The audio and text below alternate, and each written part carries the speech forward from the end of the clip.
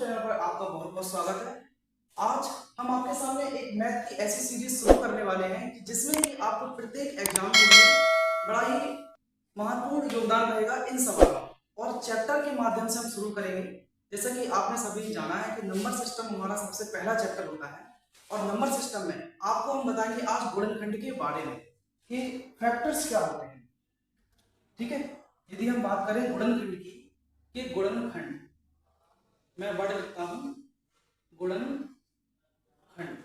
गुणनखंड गुणनखंड का मतलब क्या होता है साथियों? फैक्टर्स।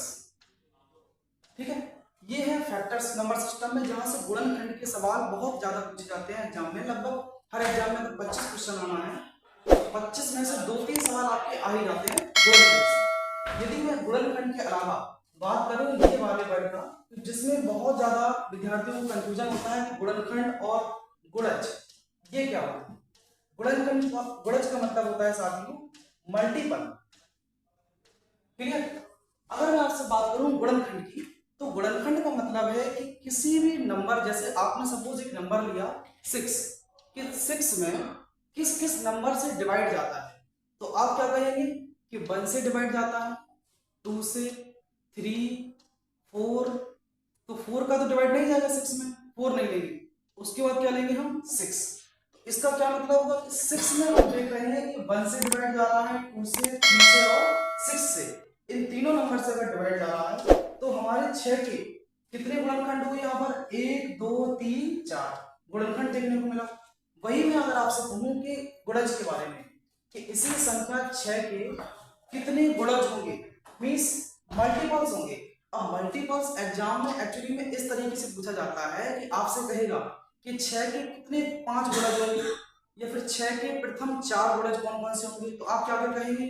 6 के प्रथम 4 गुणज, 6 एकम 6, 6 दूनी 12, 6 तिया 18 और 6 चौको 24।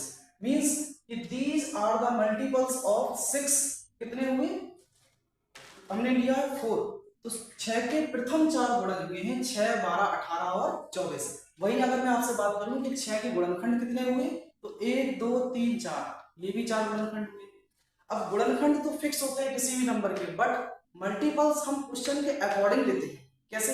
जैसे मैंने आपसे कहा कि 12 के मुझे प्रथम 5 मल्टीपल बताएं, मतलब प्रथम 5 गुणज बताइए, तो आप कहेंगे 12 एकम 12, 12 दूनी 24, 12 तिया 36, 12 चौको 48 और 12 पंचे 60। ये क्या हुए?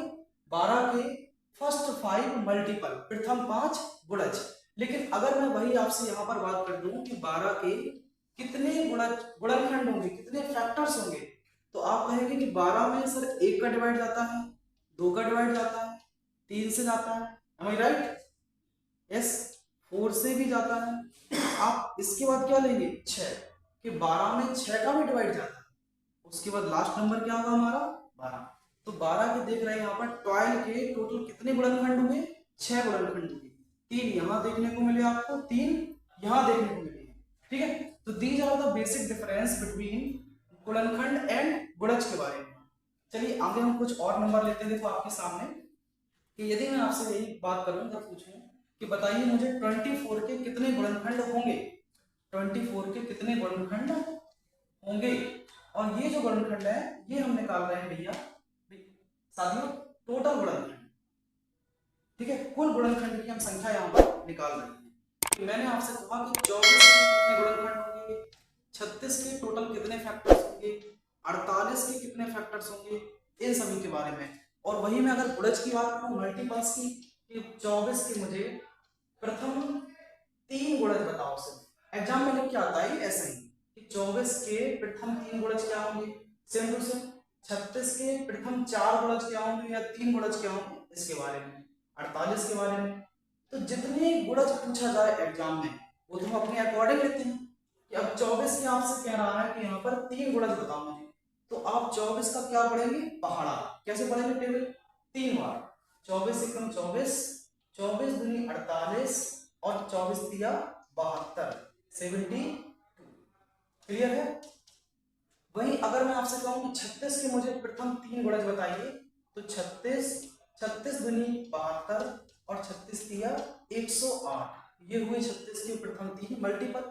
48 पे अगर मैं जाऊं, 48 एकम 48, 48 दूनी 96 और 48 तिया 144, ये हुए 48 के 3 गुणज, जिनको क्या बोलते हैं, मल्टीपल।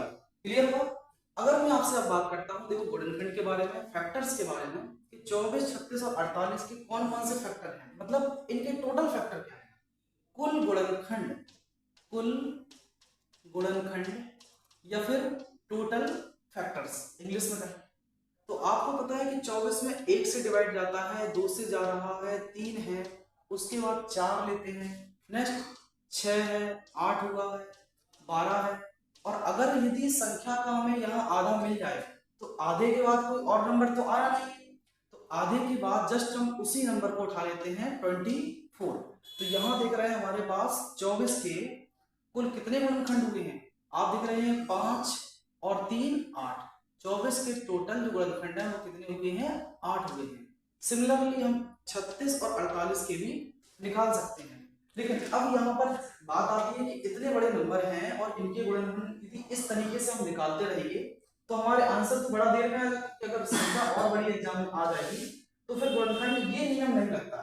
उसके लिए फिर क्या शॉर्टकट तरीका होता है वो देखिए एग्जाम के दृष्टिकोण से क्या लगाएंगे कि 24 के आप कुछ मत कीजिए, सबसे पहले इस तरीके से जो लासा विधि आप पढ़ते हैं ना, लासा निकालने वाली गुणनखंड विधि, इस तरीके से गुणनखंड करें तो 2 का भाग देंगे हम 24 में 12 बार, फिर 2 से दिया आपने 6, फिर 2 से दिया 3 और 3 एकम 3। अब हम यहाँ पर जानते हैं कि प्राइम नंबर्स मींस अभाज्य संख्याएं, तो अभाज्य संख्या आपने पढ़ी है कि जिस संख्या के सिर्फ 2 ही फैक्टर्स होते हैं, मिनिमम 2 और मैक्सिमम भी 2, ना 2 से कम ना 2 से ज्यादा। तो आप देख रहे हैं कि यहाँ पर 2, ये वाला 2 और ये 3, ये संख्या टोटल 4 बार आई है। तो ये देख रहे हैं कि हम 2 की पावर 3, क्योंकि 2 आया है 3, सेम टू सेम 3 कितनी बार आया है, आप कहेंगे 1 बार, 3 की पावर 1। अब इसमें सबसे पहले आपने कुल गुणनखंड के साथ साथ एक चीज और सीख ली है कि इसके अभाज्य गुणनखंड क्या होंगे, मींस प्राइम फैक्टर्स क्या होंगे। बस इनको जोड़ दीजिए, 3 + 1, 3 में 1 ऐड करेंगे तो कितना आएगा, 4। क्लियर हुआ। यहां से भी देख सकते हैं 1 2 3 4। अब हम बात कर रहे हैं इसके कुल गुणनखंड की, तो इसके कुल गुणनखंड क्या होंगे, जो संख्याएं लिखी हैं ये आपको दिख रही है ना, 2 की पावर 3 और 3 की पावर 1 के बल बना हुआ है, इनमें क्या करना है आपको, दोनों में इनकी पावर्स में एक ऐड करते जाना है, इनकी पावर में एक ऐड करते जाना है। तो 3 में 1 जोड़ेंगे 4, 1 में 1 ऐड करेंगे 2, 4 दूनी 8। ये हमारा शॉर्टकट होता है सवाल लगाने का। ठीक है, यदि मैं आपसे पूछूं यही इसी के और आगे कि 36 के कितने फैक्टर होंगे, टोटल फैक्टर्स, टोटल गुणनखंड 36 के, तो 36 को हम इस तरीके से ब्रेक करेंगे, पहले 2 से भाग देंगे 18, फिर 2 से भाग देंगे तो 9, और फिर किससे जाएगा, 3 से, 3 त्रिका 9 और 3 एकम। तो यहाँ देख रहे हैं कि 36 के जो फैक्टर हैं 2 की घात 2, 3 की घात 2। क्लियर होगा। हमें चाहिए पहले अभाज्य गुणनखंड, प्राइम फैक्टर्स, तो क्या करेंगे, इनको काउंटिंग से, इनकी संख्या कितनी है, आप कहेंगे 4, अदरवाइज यहां से देख लो 2 और 2 4, दोनों चीजें क्लियर होगी। अब हमें चाहिए इसका कुल गुणनखंड, मींस टोटल फैक्टर्स क्या होंगे, कुल गुणनखंड। क्लियर है, कुल गुणनखंड। तो आपने देखा 2 की पावर 2, तो इनकी पावर्स में, इसमें यहां कंफ्यूजन बहुत ज्यादा होती है, इनकी पावर्स में ही सिर्फ हमें 1 ऐड करना है, जो संख्याओं की पावर लिखी है, घातें लिखी हैं, उनमें 1 ऐड करना है। 2 और 1 3, 2 और 1 3, और यहाँ 3 × 3 3 का कितना आ जाता है, 9। ठीक है, तो ये छोटा सा समरी रहा आपके साथ दोस्तों, ये गुणनखंड और गुणज के बारे में, कि जहां पर लोगों को दिक्कत होती है कि सर गुणनखंड और गुणज कैसे निकालते हैं। तो गुणनखंड का प्रयोग हम लासा विधि निकालने के लिए करते हैं, जबकि गुणज का प्रयोग हम मल्टीपल्स निकालने के लिए, हम यहाँ पर लासा मासा दोनों ही निकालते हैं, मोस्टली मल्टीपल्स में हम मासा का प्रयोग करते हैं। ठीक है, तो ये छोटी सी समरी रही आपके सामने। यदि वीडियो पसंद आए और हमारे चैनल से पहली बार जुड़े हैं तो चैनल को सब्सक्राइब जरूर करना, जिससे कि आने वाला नोटिफिकेशन आपको मिल सके।